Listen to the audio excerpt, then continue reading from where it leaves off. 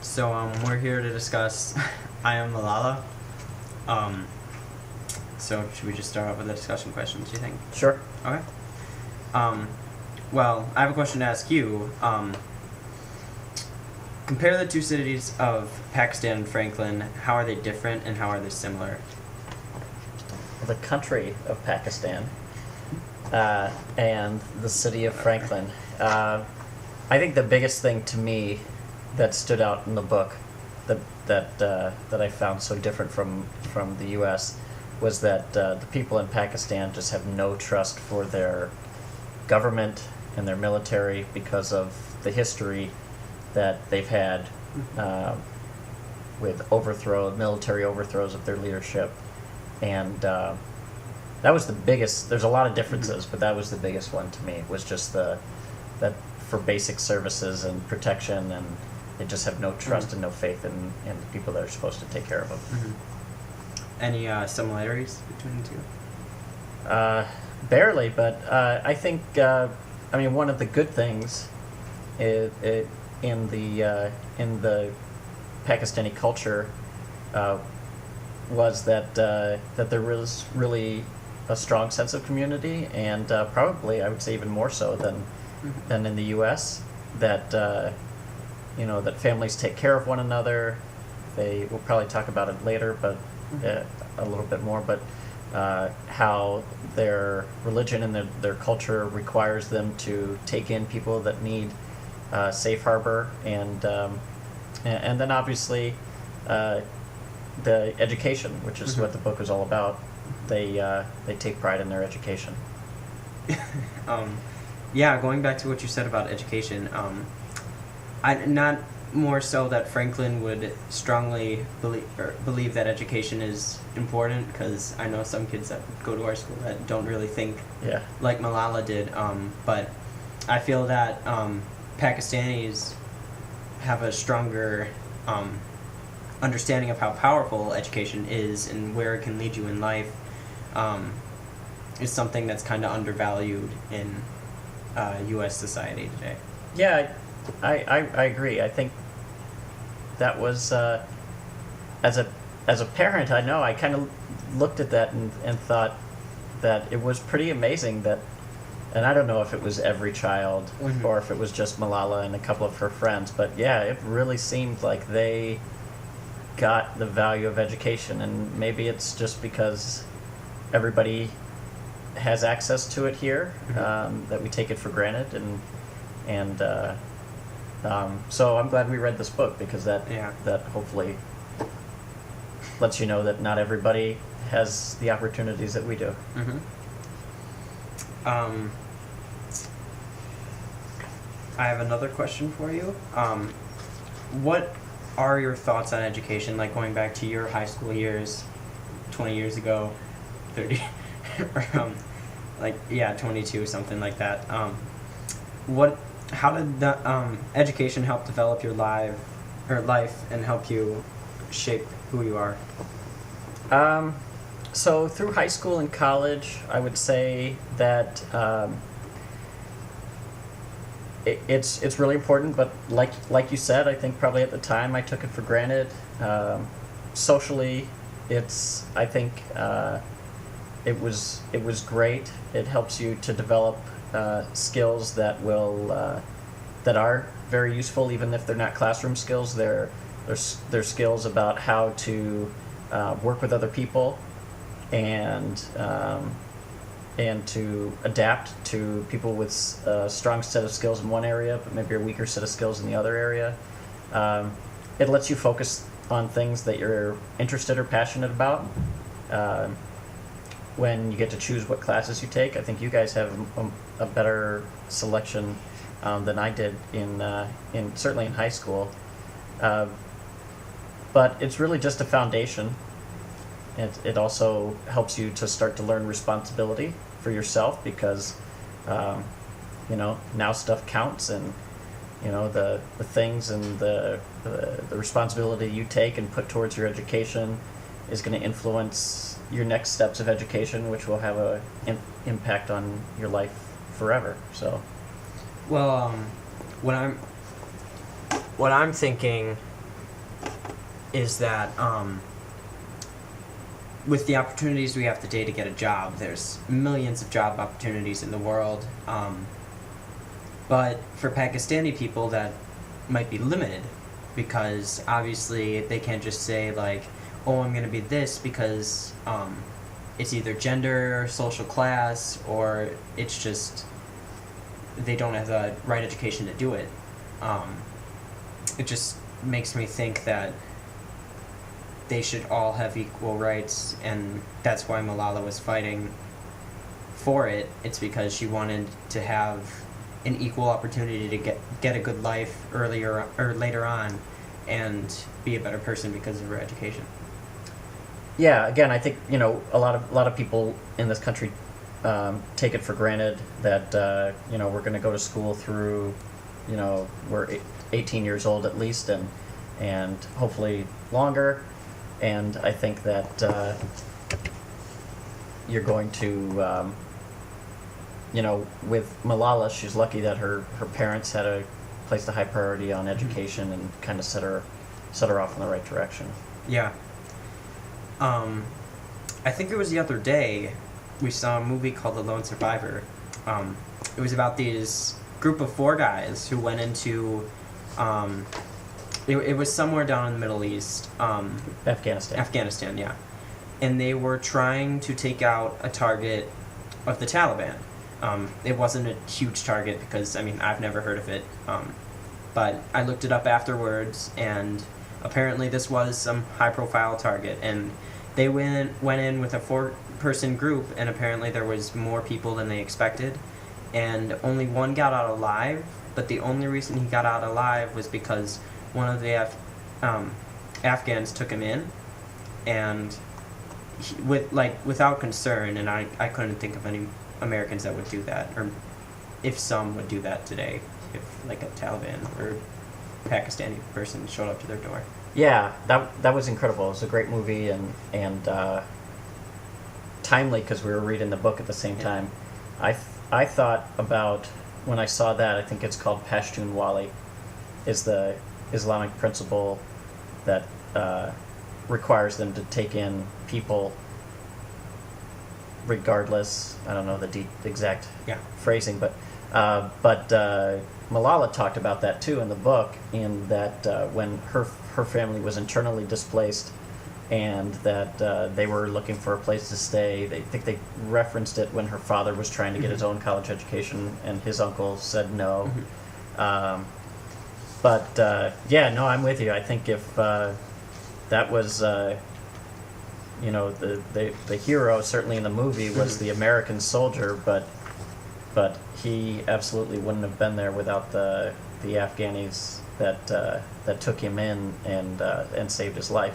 What I thought was cool was at the end of that movie they showed a picture of the real life person and the real life family that the guy that protected him, and that was good that they were able to reunite, and hopefully that guy's being well taken care of.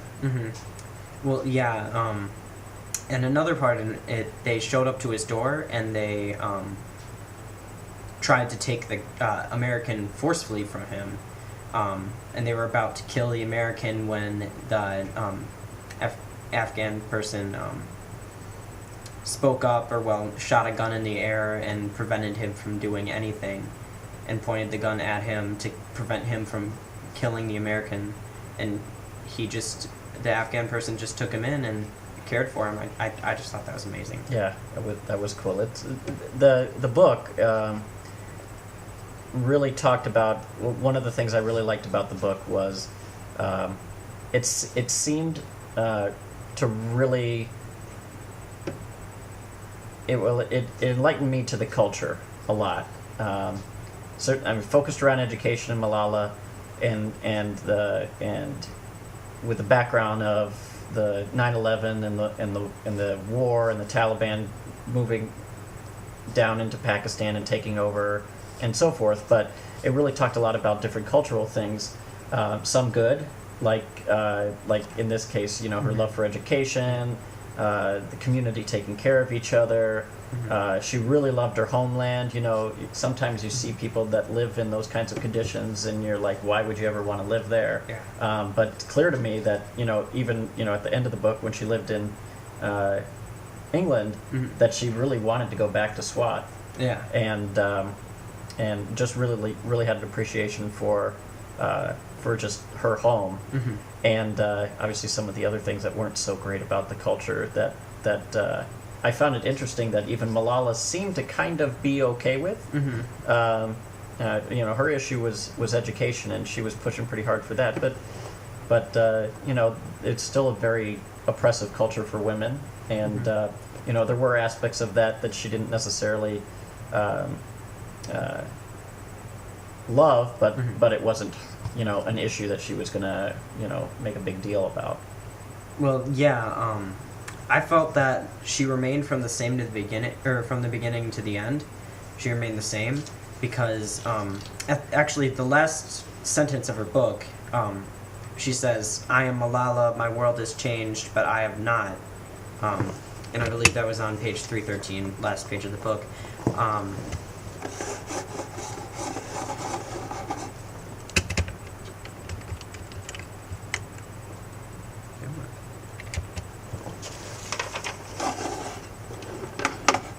Okay. Sorry about that. Okay, so I believe that was on the last page of the book. Again, if this didn't record, she said, "I am Malala. My world has changed, but I have not," and that was on page 313.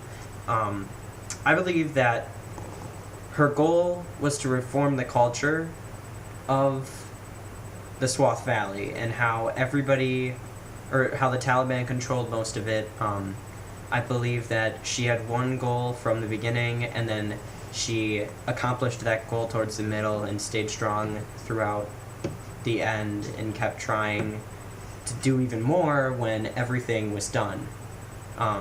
Even though she did get shot in the head, which raised global awareness for her cause, she still kept trying to fight for women's education rights and women's rights everywhere. And that showed determination and strength beyond anything I've ever seen before. Yeah, she's a pretty amazing, I guess, woman now. And it'll be interesting to see how she kind of, what the next step is. Does she ever go back? Can she go back? Unfortunately, you know, I don't think it's very safe for her over there, so it may be a while before she can live there without a lot of people looking out for her. But that speaks to just the massive amount of impact that she's had, that, you know, there would be, you know, that many people, unfortunately evil people on the other side that would want to harm her. Well, going back to gender, you just have to think that influenced her so much to do what she wanted to do, because there's so many more opportunities for boys. I think towards the end, or towards the beginning, she was describing how boys were celebrated in her village. A boy was born, he would get gifts and upon gifts and everything. And what happened is women weren't celebrated that way. They were almost shamed upon for being a woman. But what her father did is he cared for her, and he asked people around the village, "Hey, my daughter's just as important too. Why don't you give her gifts?" And I mean, some people gave gifts, some people didn't, but nonetheless gave her gifts, which I thought symbolized a very strong belief in his daughter, and that he was willing to treat her like anybody else in the world, and that she was really important to him from the minute she was born. Yeah, huge, good point. I think that it just really speaks to how incredibly different cultures can be from one side of the earth to the other. And it's important that we read this book, because without that, you don't understand that culture and the way people think, and where they're coming from, and You know, when you go to war with a country like that, and you don't understand their culture and where they're coming from, and it's not all perfect. It's not. It's just different, and I think it's important that people understand that differences don't necessarily mean that they're bad. And in this case, we heard a lot about the ones that are bad, but you know, it's good to have perspective. And the world is a big place with a lot of different, obviously, people that have a lot, like in the United States, and people that really, really don't have a lot, like Malala. Well, one more question before we wrap it up here. Decide what you would do if you were in a country with a tyrant such as the Taliban, and you were one of the citizens such as Malala or someone. What would you do if you were in their shoes? Would you run? Would you hide from somebody? Or would you stand up and fight for what you believed in? Like, being honest, not like the, I want to be the hero kind of answer, but... Yeah, I'd like to say that I would do what Malala did, but I don't know. I mean, that's an incredible... I thought it was amazing, and maybe, again, it's just from experiences and how they live, but both her and her father knew that people wanted to hurt them. And it seemed like they knew it, but they carried on. And I think that having grown up in a much safer country, if somebody wanted to hurt me, you know, I'd be running to the police. And so I guess, but you asked if I was in their country. I guess, yeah, I don't know. It'd be tough because it just took a massive amount of bravery. And again, I think that we talk about any problems that we might have. You know, would probably be the best day to somebody in a culture that doesn't have nearly as much as us. So it's hard to even imagine the amount of bravery that they would have to exhibit in a culture where, you know, they can't count on anybody but themselves to protect them. And yeah, I don't know what I would do, but I think that would be. I'm thankful that I'm not in that situation, and hopefully we can, you know, by reading this book and talking about it, we can bring awareness to the issue.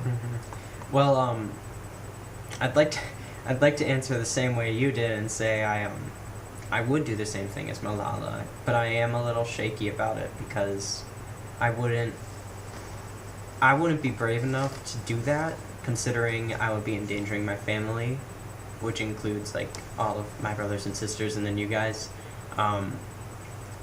It would just be really hard to think that if you're standing up for something, that somebody wants to come physically kill you inside your house. Like, they're not just going to make threats against you, they're going to come and try to kill you.